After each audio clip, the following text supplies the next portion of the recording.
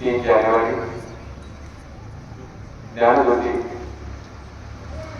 क्रांतिज्योती सावित्रीबाई फुले यांची जयंती। सर्वप्रथम त्यांच्या विचार कार्याला विनम्र अभिवादन। 3 जानेवारी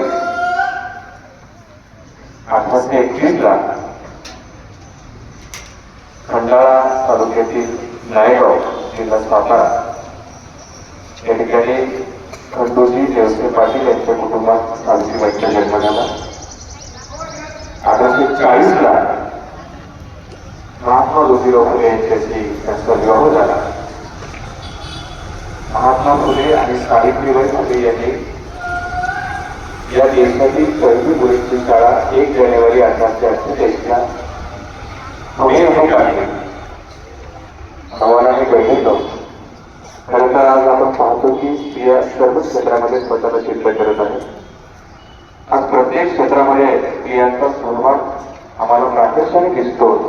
या पाठीमागे महात्मा फुले आणि सावित्रीबाई फुले यांचे अपार कष्ट आणि मेहनत आहे। आज रिक्षाच्या ड्रायव्हर पासून ते विमानाच्या पायलट पर्यंत,